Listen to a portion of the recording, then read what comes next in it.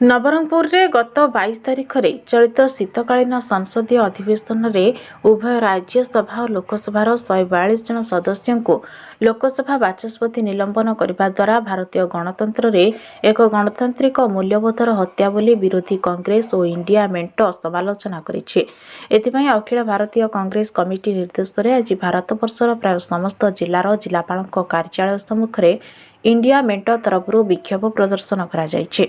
नवरंगपुर जिला कांग्रेस कमिटी तरफ जिला कांग्रेस सभापति श्री मुन्ना त्रिपाठी अध्यक्षतार आज जिलार वरिष्ठ सदस्य माने मिसी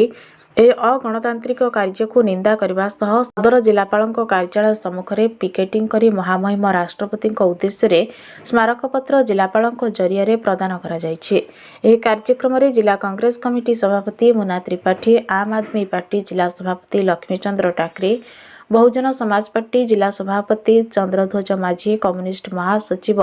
राजेश जानी जोग देथिबा बेले अन्यमानक मध्यरे अखिल भारतीय जातीय कांग्रेस कमिटी सभ्या मनीषा त्रिपाठी, पूर्वतन विधायक भुजबल माझी, आदिवासी कांग्रेस जिला सभापति दिलीप प्रधानी, दलित सेल जिला सभापति अर्जुन समर्थ, किसान सेल जिला सभापति महेश्वर उत्तरा, सेवादल जिला सभापति शेख चांद उपमानिया, आईएनटीयूसी जिला सभापति दिवाकर पुजारी, नवरंगपुर ब्लॉक कांग्रेस सभापति अब्दुल फिरोज, तेंतुलखुंटी ब्लॉक कांग्रेस सभापति प्रहलाद हियाल, नवरंगपुर नगर सभापति प्रदीप साहू, नवरंगपुर मंडल सभापति मध्य नवजीवन मंदार, कालीप्रसाद दास, मंगला माझी, नंदाहांडी ब्लॉक कांग्रेस संपादक शांतनु दास, सोशल मीडिया संयोजक अजय हियाल, राज्य संख्यालघु संयोजक सुनाम पात्र, सुना